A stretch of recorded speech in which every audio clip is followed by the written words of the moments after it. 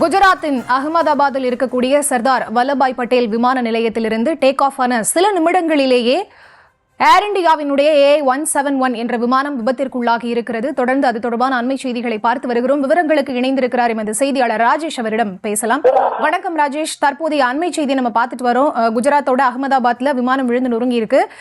இந்த விமான விபத்தை தொடர்ந்து மாநில அரசு தரப்புல இருந்தோ அல்லது விமான நிலையம் தரப்புல இருந்தோ ஏர் இந்தியா தரப்புல இருந்தோ என்ன விளக்கம் கொடுக்கப்பட்டிருக்கிறது, என்னென்ன நடவடிக்கைகள் தற்போது வரை எடுக்கப்பட்டிருக்கின்றன? ராஜேஷ் பரிதா, வணக்கம். குஜராத் மாநிலம் அகமதாபாத் ஏர் இந்தியா விமானம் விபத்துக்குள்ளானது நாடு முழுவதும் ஒரு பெரும் சோகத்தை ஏற்படுத்தியிருக்கின்றது.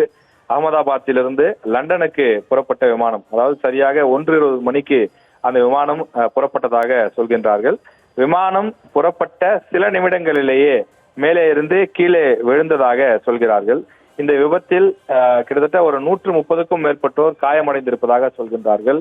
232 பேர் அதிலே பயணம் மேற்கொண்டதாகவும் சொல்கின்றார்கள்.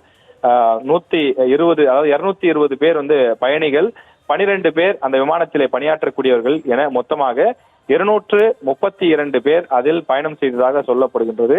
அதில் ஒரு சிலர் தற்போது மீட்கப்பட்டு அவர்கள் மருத்துவமனைக்கு அனுப்பி வைக்கக்கூடிய அந்த நிகழ்வுகளும் நடைபெற்றுக் கொண்டிருக்கின்றது.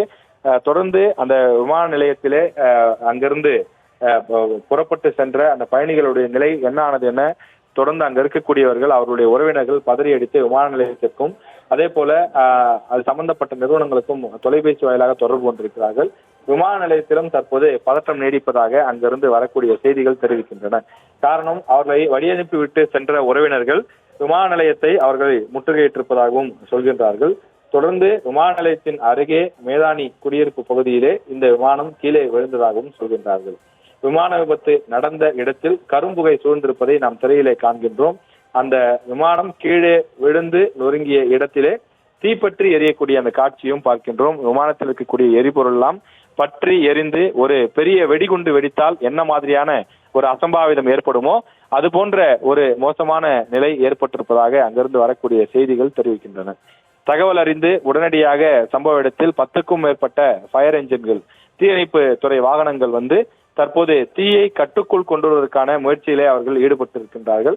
ஆனாலும் அங்கு பற்றிய தீ மலமளவென பற்றி எறிந்து அருகில் இருக்கக்கூடிய மரம், செடி, கொடி இவற்றையெல்லாம் பற்றி எறியக்கூடிய காரணத்தினால் பெரும் புகையோடு வெளியேறக்கூடிய அந்த காட்சியையும் பார்க்க முடிகின்றது. தொடர்ந்து ஒரு பெரிய நிறுவனங்கள், பெரிய கம்பெனிகளிலே தீ விபத்து ஏற்பட்டால் எப்படி கரும்புகை மேலே எழும்புமோ அது போல வான் சூழ்ந்திருக்கக்கூடிய அந்த காட்சியையும் பார்க்க முடிகின்றது. இதில் பயணித்த 232 பேருடைய நிலை என்னவானது என்பது பெரிய கேள்விக்குறியாக மாறி இருக்கின்றது. இதில் யார் யார் உயிர் பிழைத்தார்கள், குறிப்பாக அதிலிருந்த விமானி மற்றும் அதிலிருந்த பணிப்பெண்கள் ஆகியோருடைய நிலை என்ன ஆனது என்பதெல்லாம் பெரிய ஒரு அச்சத்தை ஏற்படுத்தியிருக்கின்றது. பலரும் உயிரிழந்திருக்கிறார்கள் என்ற சோகமான தகவலும் வர தொடங்கி இருக்கின்றது.